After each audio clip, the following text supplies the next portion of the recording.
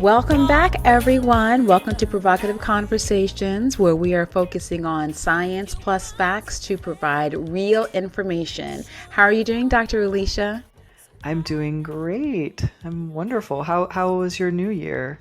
Pretty good. I was definitely excited with our launch last week for the January 6th, the insurrection, the premiere of our podcast. The launch was very successful, so I'm very happy, very thankful to everyone who listened, who subscribed. Please continue to spread the message.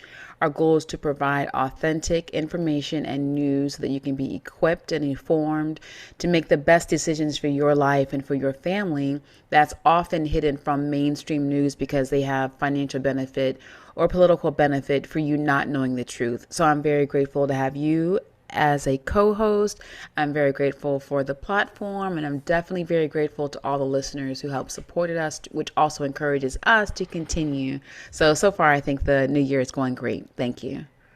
Yes, busy back at work here, but I think doing things like this with you provides me with a lot of motivation and excitement.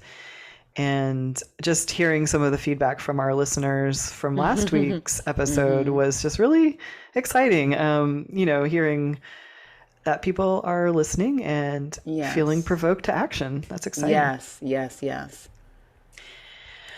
Well, this week, Dr. Renee, we're going to be talking about who is this Jerry and why is he mandering?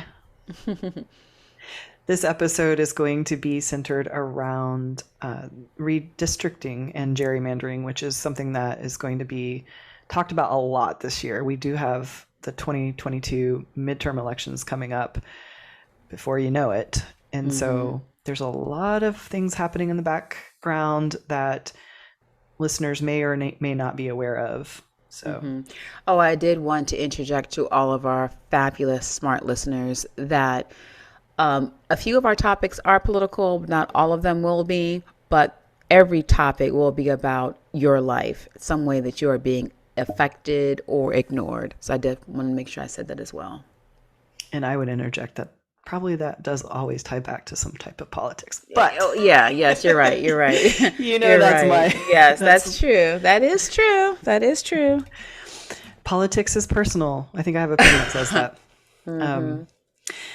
So, would you think, Dr. Renee, that voting is straightforward?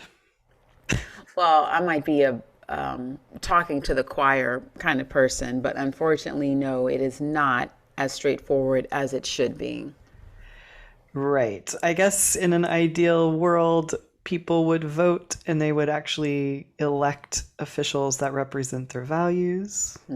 But that's not really what happens, is it? Right. Unfortunately. Unfortunately. But I think the reason why it continues to happen is because not everyone has the actual information, the truth about why that doesn't happen. And there are some actions that we take as voters and citizens that could help change that. So I'm looking forward to our conversation.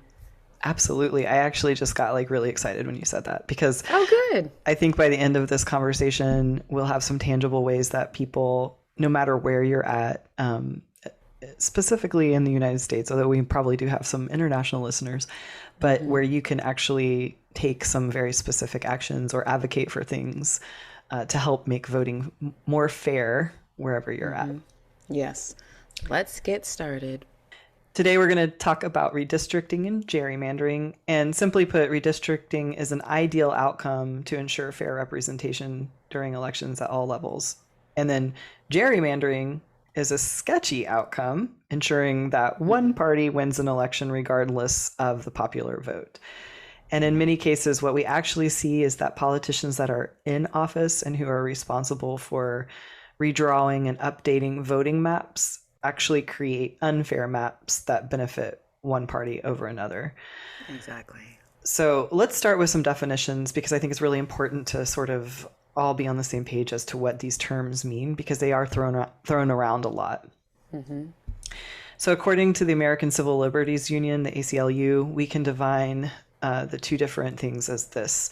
Redistricting refers to the process of redrawing the lines of districts from which public officials are elected. And gerrymandering is when the lines are drawn to manipulate the boundaries to predetermine the outcome of elections, hindering voters from voicing their interests through their votes. Correct. So one is important. Redistricting is important because it actually, we need to do that as populations grow. And I'll talk about that in a second. Gerrymandering is where, again, people are being manipulated. Correct. So as I said before, what we're seeing across the country right now is the process of redistricting. And as I will explain, this looks very different from state to state. But when you look at especially congressional maps, this impacts the entire country. So even if it isn't happening in your state, which, there's going to be a level of gerrymandering wherever you go, I think. But even if it's not happening specifically in your state or your state's doing a good job, what happens in other states is going to matter to you when it actually comes down to votes that the federal government makes, those in federal government make. Right. Yeah, it still matters for the national level elections, the federal elections. Exactly. So, I didn't actually know a lot of this stuff. I feel like probably this was taught at some point in my education, but as with a lot of civil government, I kind of glossed over it when I was younger. So it's really, I hope people who are listening remember some of the stuff they probably learned in the past. What happens is that we have to redistrict our maps every 10 years, and it's based on census data, so the growth of our populations. And one thing I thought would be interesting to do is review the outcome of the 2020 census, because doing so helps us understand that the relationship between the census and how populations are counted, and then what kind of impacts that creates on these maps. According to the there's actually a really cool simulation by the Urban Institute, and they did a simulation of the 2020 census.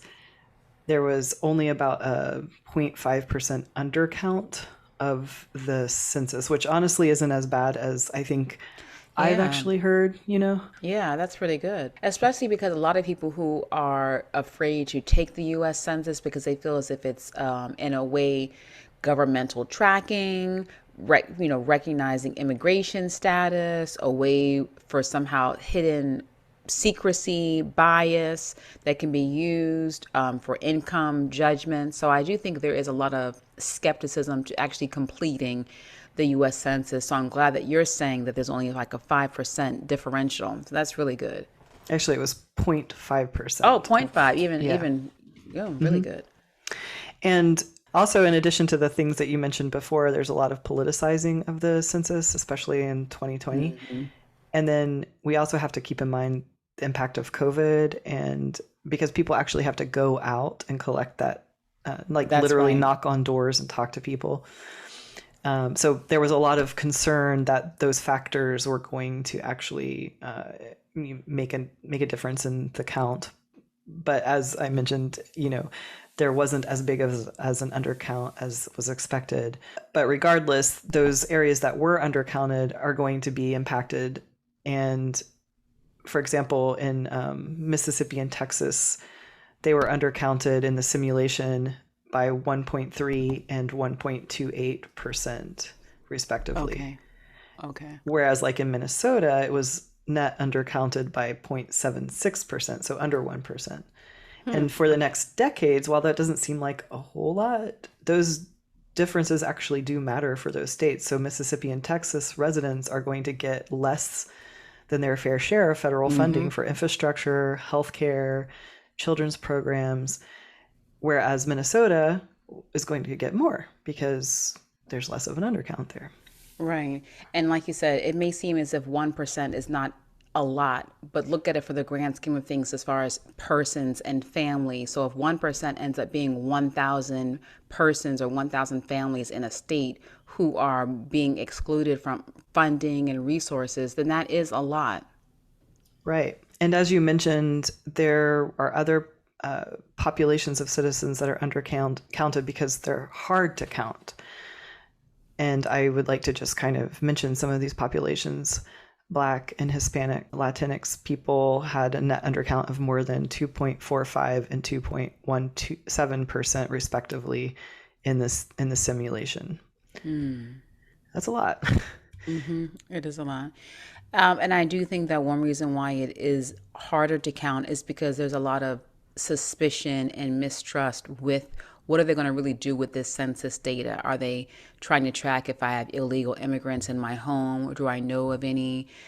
So I think there's a lot of skepticism for why there is on the voter side of it, why the numbers are low to count. But then from the organizational operational standpoint, why it's harder to actually just get to them as well. And actually, according to that simulation, non-citizens were undercounted, or households with a non-citizen present even were undercounted by 3.36% overall. So a lot bigger. And really interesting, I guess this makes sense, but young children under the age of 5 were net undercounted by 4.86%. And that's not great. Wow. Yeah. Because those young children are going to be, Going 15, to schools. 16, That's right. right. And then also another undercounted population are renters.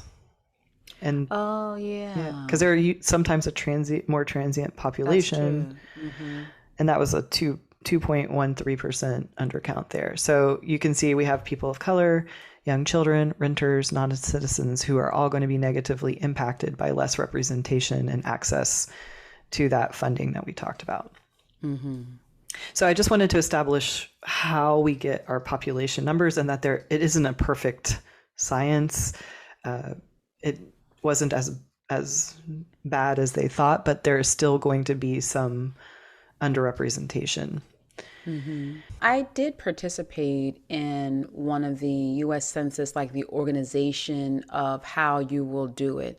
So as far as like processes and what would be some of the reasons behaviorally, psychologically why people would not want to participate.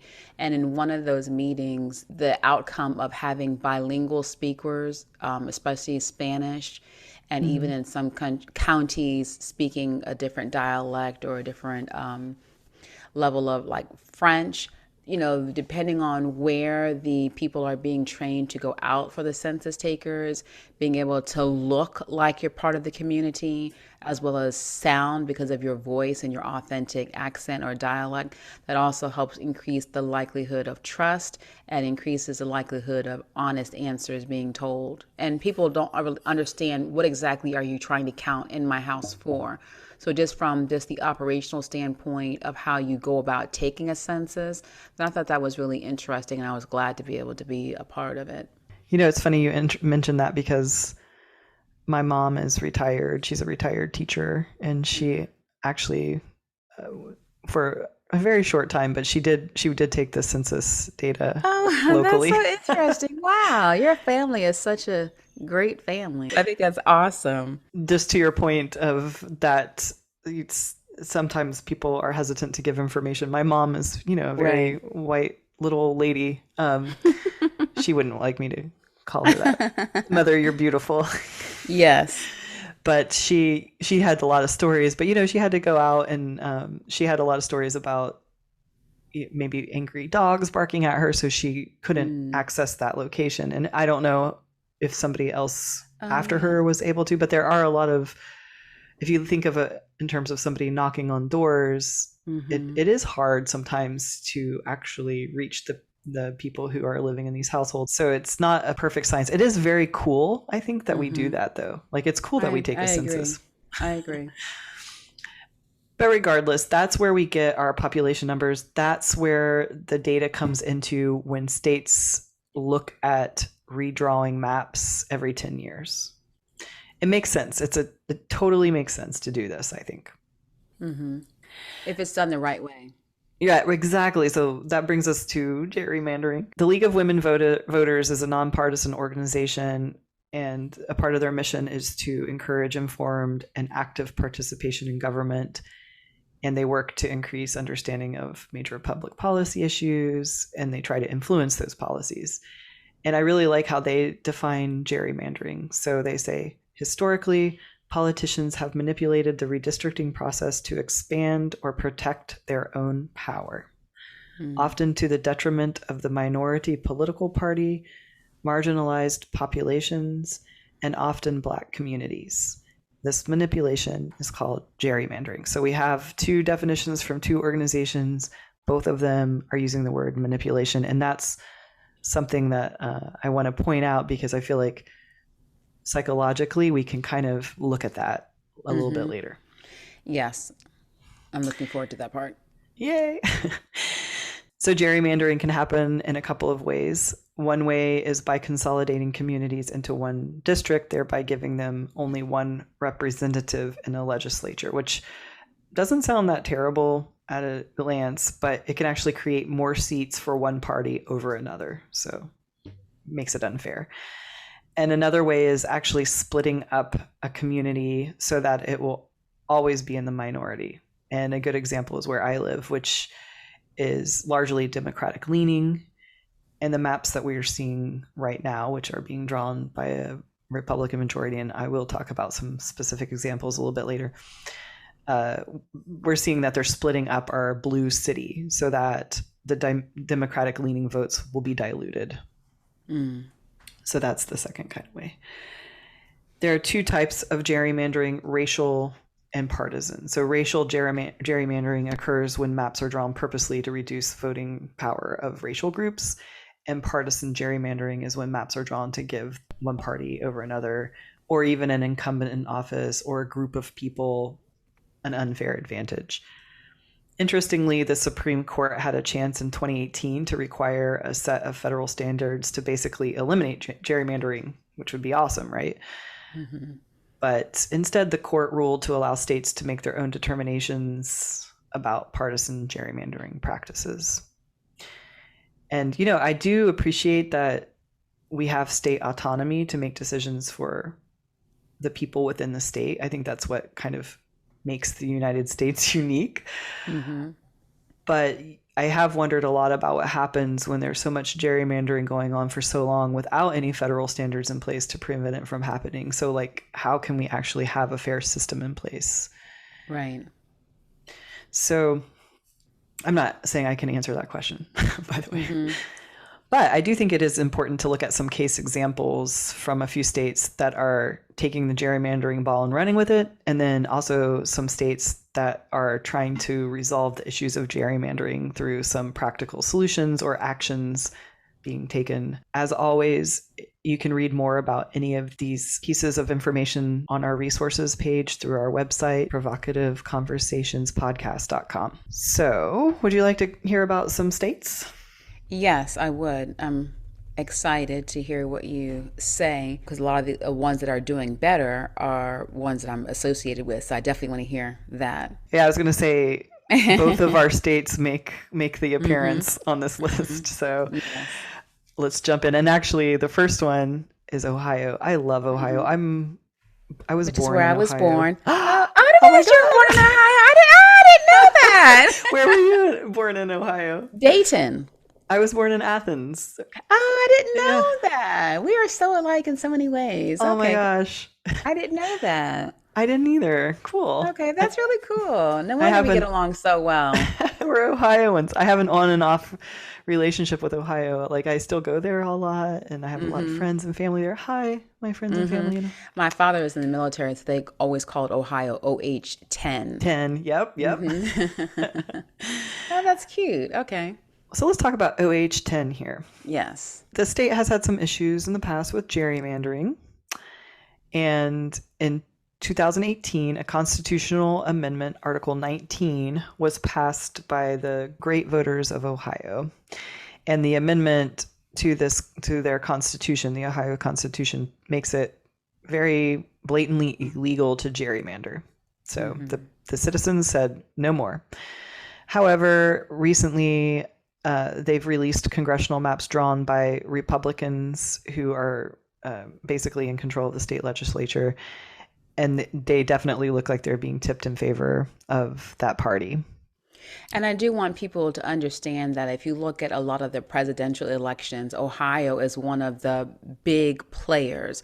And so if you can see how this gerrymandering is a deliberate manipulation of votes because they know that this is one of the states that has a lot of power that can heavily influence who wins or who does not win in the presidential election. Yes, and such a great point. I think we do need to keep connecting it back to how this impacts people outside of Ohio, because it's like, oh, yeah, Ohio. But like you said, we're talking about not just specific seats, but also the presidential election. Everything's impacted by it. And in a specific case of this is there's a map that splits Hamilton County, which is very large, into 3 different districts, which the splitting is argued to be unfavorable of the Republicans, who, again, drew the maps. They defend these maps saying that they're going to be competitive. So what's happening right now is there are a couple of lawsuits challenging the maps, and these lawsuits are being heard by Ohio's Supreme Court. They're actually happening now, so we just don't know what's going to be the outcome, but they are happening right now. So next is Georgia. Oh, Georgia. Gotta love the drama of this state, right? Because the Georgia state legislature is controlled by Republicans like Ohio, they also fully control the redistricting process. There is no voter enforced constitutional amendment in Georgia right now. It's just, that's how they do it. And this means that the new maps will be drawn and passed by the Republican state legislature. It will be signed into law by the Republican governor. If you don't know about Georgia, what's interesting about Georgia is that it has experienced a huge amount of growth in the past 10 years. And indeed, yes. Almost exclusively with non-white residents in the metro Atlanta area. Hot Atlanta. Got you some Democrats there. So that's important to note, because the Republican-controlled legislature is going to look at that and be able to basically design their own maps. And actually, it's already happened. So Georgia's governor signed new maps into law very quietly on December 30th, so very recently. And with the new maps that he signed into law, despite Biden winning Georgia and there being mostly competitive statewide maps, these are congressional maps, by the way, sorry. The new maps lean highly favorable to Republicans winning those seats and actually gaining new seats. Like Ohio, there are already lawsuits being filed to challenge the maps, which claim that they don't actually adequately represent the Black population in Georgia. And I just want to point out that both in Ohio and in Georgia, it's, I'm certain that there were people just waiting to see what was going to happen, and the lawsuit was ready to be filed.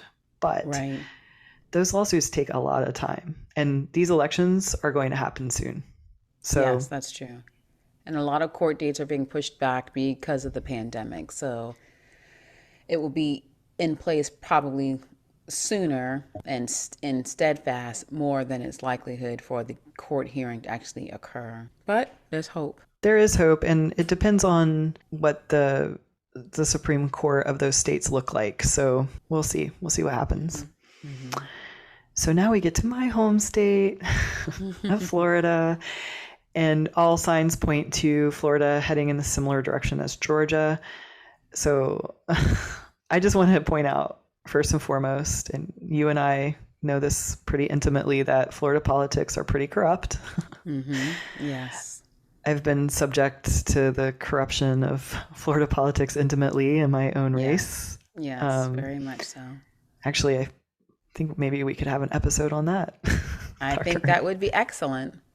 So we'll put that in the queue. Exposing the truth, yes. Yes. There's actually even more information coming out about that, so I'd love to jump into that at some point.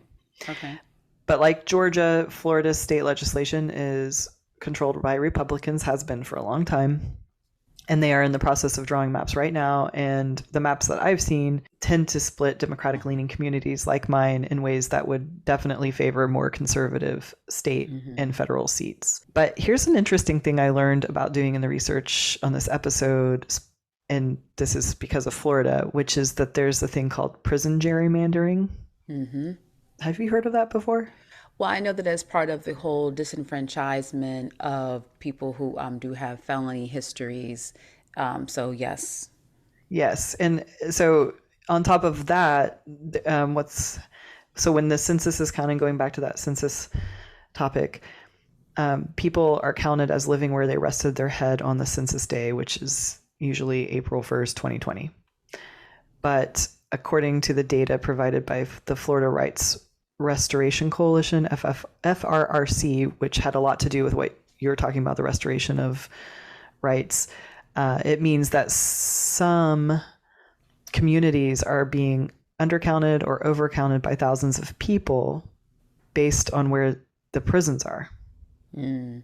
So you can actually, I put a link to the FRRC's body count map that demonstrates how this works. And you can kind of interact with the different seats to see how many people would be actually different, like more or less based on who's in the prisons in those areas. So basically, go ahead.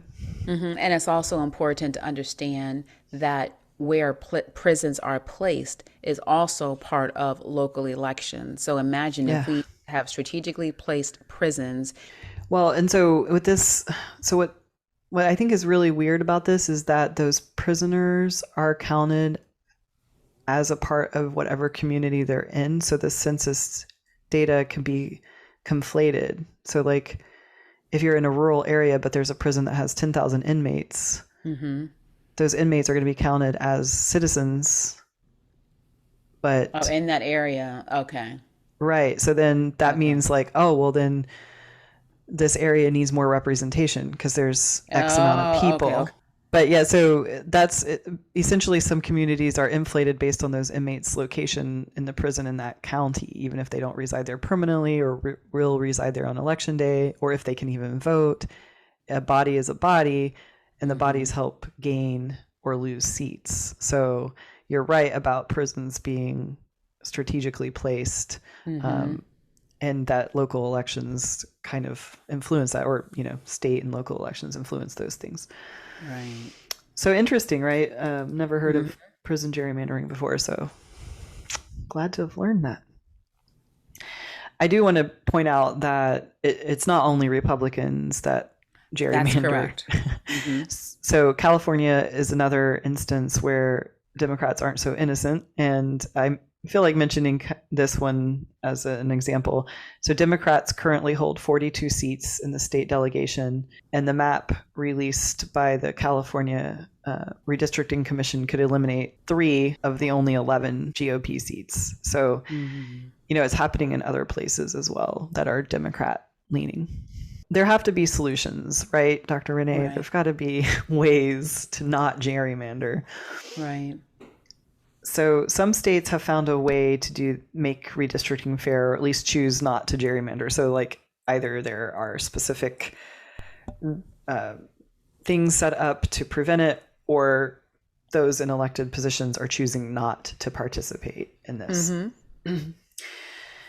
So in Michigan, this is an example of a really positive outcome here. I'm really interested in seeing how their new approach to redistricting turns out, because a decade ago, Michigan's GOP gerrymandered the maps heavily. There was a citizens ballot initiative that was passed recently and is now in effect. And this takes lawmakers out of the process and sets up an independent commission of Democrats, Republicans, and independents. And now, as a result, some of the seats in the state are competitive for Democrats for the first time since 1984. Incredible, right? That's wrong. That doesn't guarantee a Democrat win. That's correct. And I think that that's good. We don't want to do it to confirm any type of political party win. We only want to guarantee that it is fair and equitable.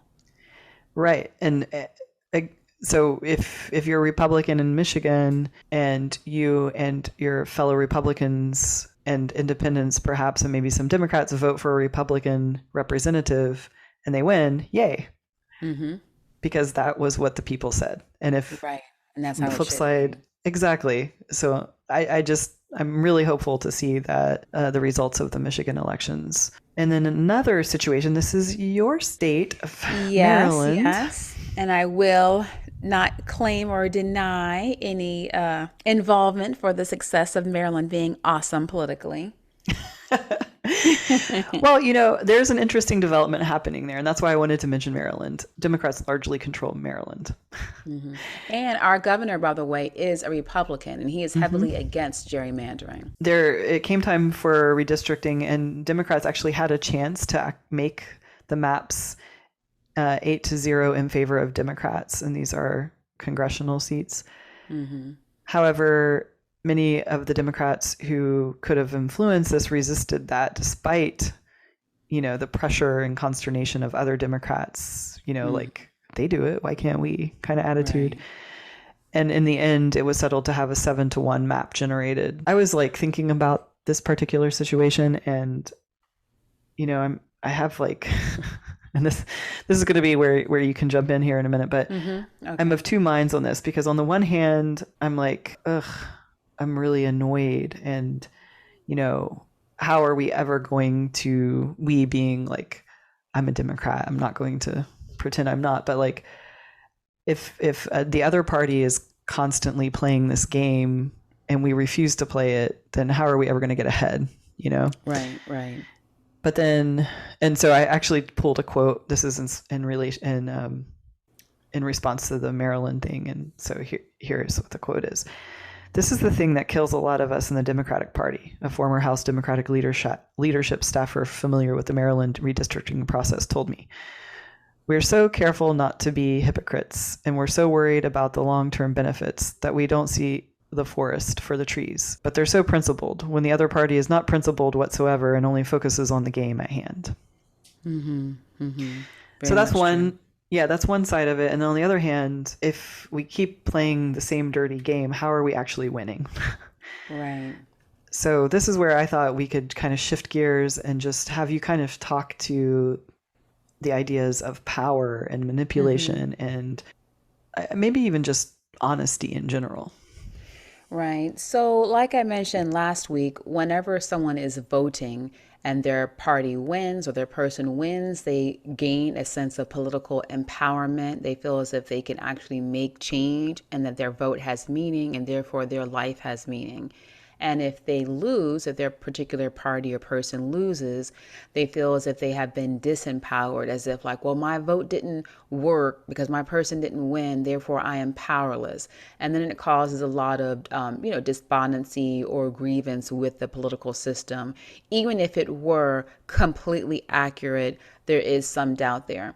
So I think that when it comes to using gerrymandering and redistricting in a way that is obviously biased and manipulative, which is the essence of gerrymandering, there is a sense of powerlessness there because you have one group of people who are trying to do the right thing and others who could care less about the right thing and only care about the winning. And so in order to gain more power, then we as voters have to take that power away from whoever is in place. So whether you are an independent, whether you are a Green Party, Republican, or Democratic Party, take the power back to the voters, meaning that we are studying who is actually running for office, who's running for re-election. We're looking at what they have done so far and where they stand on issues, and are they standing for or against a particular issue only because they have big pocket donors and PACs supporting them that are influencing how they vote and what they vote for or against. And so I think that if we can regain more power as voters in the midst of the gerrymandering by withholding your vote until you have deemed the candidate truly worthy of caring about your house and your family, and ideally for your community and your state. So when you have the practice of gerrymandering, which again, it's the redrawing of districts in your state so it can favor one political party, one particular racial group, or just a group in general.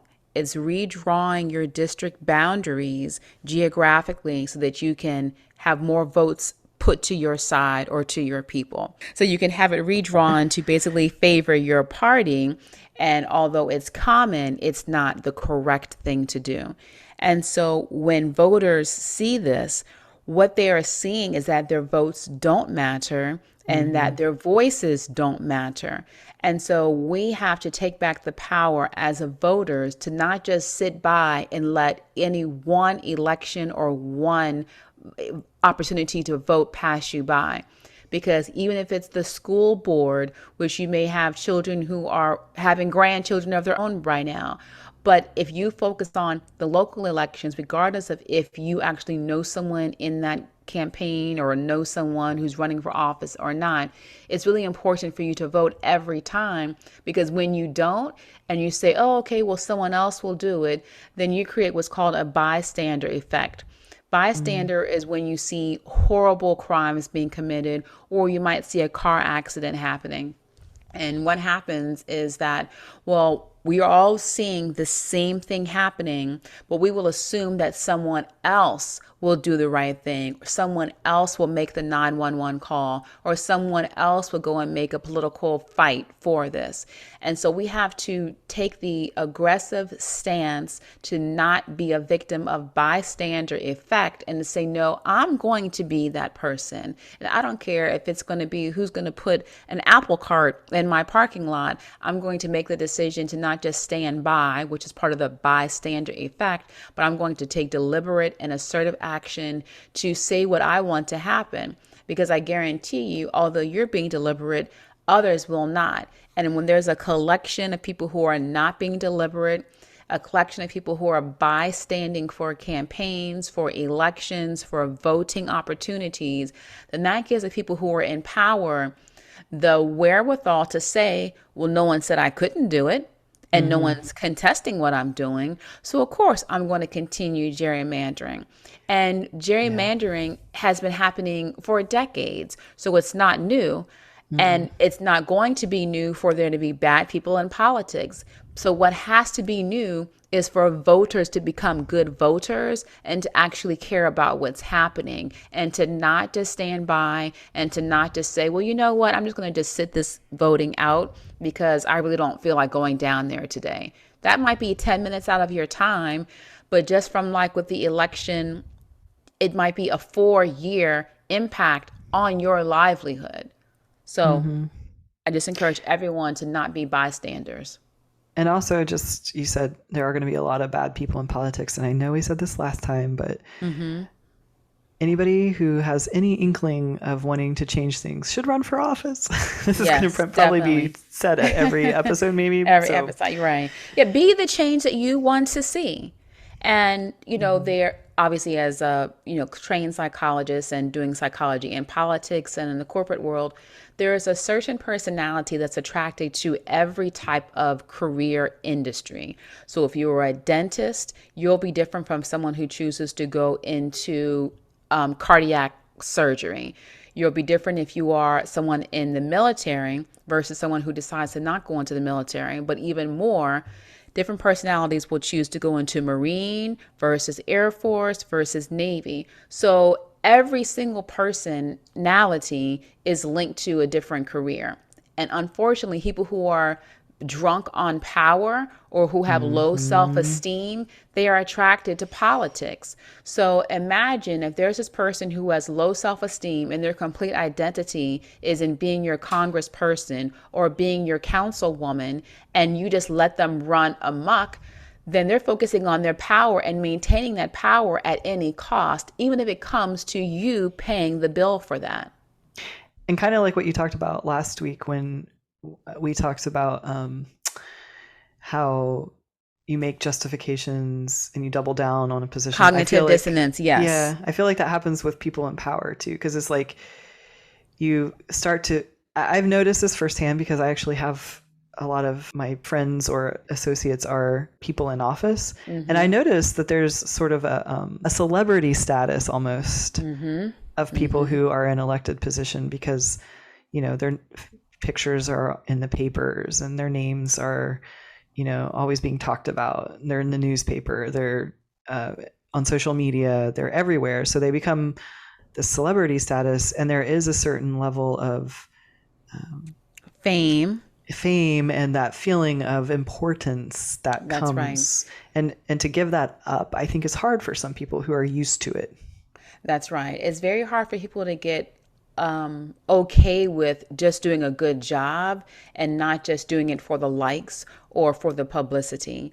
And so that's where it comes to people who could have gone into office for very honorable reasons, but then they get caught up into the wave of, well, if you vote for this for my people, then I'll vote for that for your people, and this trading of favors. Mm-hmm. And they may say it's under the guise of, well, I'm just trying to make the connections and I'm playing, as a team player so that we as a community can actually benefit. But in actuality, they're really only voting and they're really only making, exchanging favors with their other congressional peers so that they can appear stronger to their constituents by staying in office and saying, well, yes, I doubled back and I went against what I said I was going to do, but this is the reason. And by me saying yes to this now, even though I said 10 years ago no, then at least that way I get a chance to stay in office. I get 4 more years to try to make it right and to get some people on our side. So they try to spin it as a way from them making a concession of their morals or their original campaign promises. Another thing I've noticed about people in power is there's a tendency for some politicians to gain wealth. Mm-hmm. It sounds a whole bunch of politicians. Yes. Yeah. It sounds a little funny because, like, here in Florida, the state legislatures their actual salary is very dismal. Mm-hmm. In fact, I think purposely so, to make it preventative for people to actually do it, the job. Right. But you have to understand, power attracts power, or politics attracts power-prone personalities. And so they're just using that position of either running for office as a candidate, or they're using their position of being an actual elected official to make other friends outside of for us, it's the Beltway. So they're using it to just garner more power and more wealth outside. Because why would it not be beneficial to be like, oh yeah, well, I'm the congressional representative for this particular district and I'm only making $10 a year, but by you knowing that I'm your friend and you inviting me to your holiday parties or you having me come to your soccer team, now I'm getting social equity, which then causes you wanting to have your own need for a sense of affiliation and celebrity by being known by me as a congressional person, the political celebrity. And so now you're using that same thing to get your own social wealth and power increased. And so it just creates this vicious cycle of people who are power hungry, either because of own insecurities or just being controlling personalities and power hungry people, that everyone kind of like running and clamoring for their attention. It allows them to throw money at them so they can create a whole lot of wealth, contractual opportunities once their election or once their campaign is over. Right, because it's not about like a direct handing over of money. Right. That's easy to track and illegal, but there are a lot of ways that money passes hands beyond the literal passing hands. That's right. Money. One thing I thought about too when you were talking about bad people running for office and power hungry people, and then we suggested maybe run for office. But even if you don't want to run for office, if you find a good candidate that you believe in, help them, that's whether right. That's volunteering for their campaign, providing donations to their campaign. That's also a way you can be involved where you don't actually have to be the one running for office, because it does take a lot of a person's life. And yes, it does. So it's reasonable that maybe you yourself can't do it, but you can certainly support people who do choose to put themselves out there. Mm-hmm. And then when they do get elected, then hold them accountable. That's right. Don't let them get caught up in the wave of making promises, breaking them, or exchanging political favors for their own advantage and not for the benefit of their constituents. And on that note, another thing that I was thinking about in terms of what people can do, going back to gerrymandering, is just find out what's happening in your state. So you can look, there's a resource called the Princeton's Gerrymandering Project where they rate maps that are being drawn. And this is like real time. So you can actually go in, select your state, look at the most recent maps, and then they rate them. They rate them like A, B, C, D, E, F, just like in grade school. And so you can see how the congressional maps are doing. And so, for example, Ohio and Florida both were rated F in terms of fairness of those congressional maps. So you can go in and look at your state and just see. Okay. And that's just a way for you to kind of get information about your own specific state. Once you've gotten more information, you can actually see what's happening in terms of public participation. So some states are allowing citizen input. You can actually even draw maps in some states and like submit them for review. You may not want to go that far, but they might they might hold hearings or community feedback sessions and things like that. So you can check out the League of Women Voters, you can check out the American Civil Liberties Union and other organizations like that to find ways to be involved in that public participation piece. Okay. And just to piggyback on what you were saying, when it comes to fighting against gerrymandering and having your own power back into your vote, then it's also an opportunity for you to vote against gerrymandering. And one way that you can do that as far as provoking action is to, whenever you see on the ballot or any conversation or commercials about independent citizens drawing maps, make sure that you vote for that, because that allows not any political party to be in charge of who is doing the redistricting. So again, the redistricting is done every 10 years in alignment with the U.S. Census, because as the population grows, then the needs will grow of that population, meaning there's more children, we might need more parks, or the parks that we're having are now dying, so you might need to have funding for it. But if you take your power of the vote and you vote against gerrymandering or redistricting where there is a political party-based designing of that redistricting, then by voting for independent citizens to actually draw the maps is very essential and also very beneficial. And I just wanted to give another example of why it's important to not only complete the U.S. Census, but just to show you that whenever you're voting or participating in the census, then one state or one district will get more money back from the federal government funding than another district or another state. And that, of course, then cycles back into which of those states will then have more and more power. And so not only are you being able to get more money, but you're also getting more votes. So take, for example, South Carolina. For every $1 that taxpayers pay in South Carolina, they get almost 8 times back. They get $7.87 back in their government funding for every $1. And then the same happens when it comes to when you have the electoral vote. We have to, whenever there's an opportunity to speak aggressively and loudly against the Electoral College, that's because it's a bigger and a national platform for gerrymandering.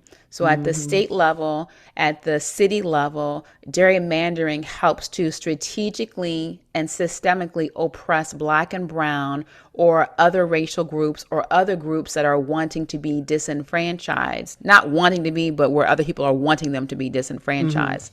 And so gerrymandering does the same thing on a national level.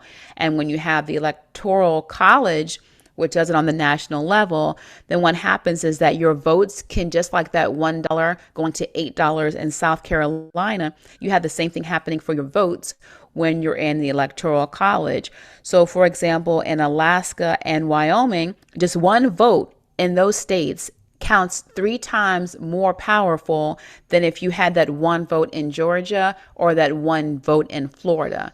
So again, gerrymandering is definitely not to anyone's benefit. And so as a provoking thought, a provoking action, not only use the benefit of social pressure to encourage your family, your peers to complete the census, but also vote against the Electoral College, whenever that becomes a possibility, and also vote against any opportunity for gerrymandering to happen in your community. Yes. And I'm really excited, again, to see what happens with Michigan's commission and other states that use a commission to do redistricting, because I think that is a key way voters can actually make something happen short of the Supreme Court enforcing something. So, here in Florida, we had the restorations of rights for people who were in prison, and it was a citizen ballot initiative that was passed. We have some issues with it, of course, because Republicans in the state do not want former felons to be able to vote because I'm not going to make a generalization here, but it probably would not be favorable to Republicans. It would not. So I feel like citizen ballot initiatives can be a really powerful way to move forward. It may take time, and believe me, that restoration of a felon's rights ballot initiative was hard work. I was on the ground knocking doors for that. But everybody was like, yes, this is the right thing to do. So, I feel like we can, if we, collective we, meaning anybody who's interested in this across the United States, care about this, which I really think we should, is crucial. Maybe we can start this in the states that do not have these independent commissions. Right. And if you don't have it in your state, then vote for it. Yes. Just vote for adding it in. Yeah, I mean, we can maybe put up some resources. I know the League of Women Voters, they're very keen on these independent commissions. So there's a whole website giving some feedback on how to work on that in different places. So we can definitely provide that resource as well. And, it's coronavirus, it's the pandemic, or even if you are someone who is more of an introvert and you may not want to be too much of a rebel, you can still just talk to your family, your friends, the other soccer moms. You could talk to your aunties, your nephews, like whoever you can touch. Still use your voice to influence other people, because you are getting the truthful information, as we say, for provocative conversations, no, straight and no chaser. It's just the honest truth. And so we're trying to really focus on giving people information that is unbiased and unbought news, so you can make truly informed decisions to help change your lifestyle, or just to protect your family and what's beneficial for you in your life.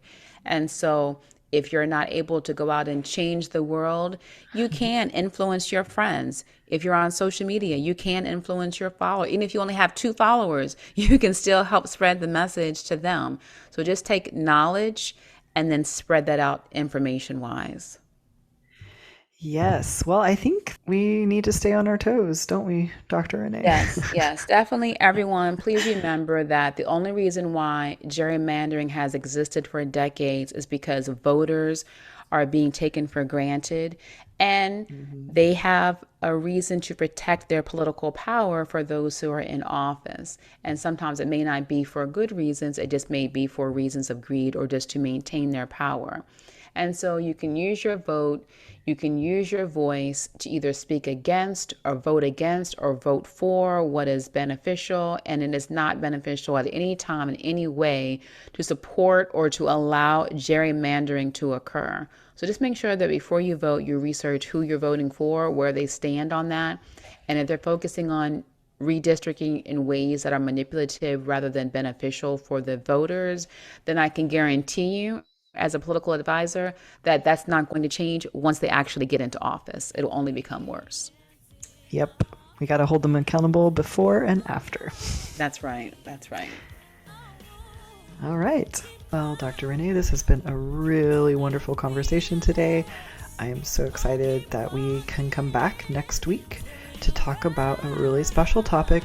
Yes, Dr. Olysha. Next week, we will be talking about honorary doctorates and why real doctors cannot stand them. Stay tuned. It's going to be hot. And just a reminder, wherever you get your podcast, make sure you leave your reviews, your comments, And again, check out our website for all the links to all the source material and other resources that are based on science and expertise, not opinion. Well, thanks again for listening to the Provocative Conversations podcast. We are your provocateurs. I'm Dr. Renee. And I'm Dr. Olysha. Be informed, be entertained, be provoked. Sorry, I missed the part about the grades. I was looking at my neighbor's dog outside taking a poop, and I was distracted. I apologize. Hey, priorities. That's right.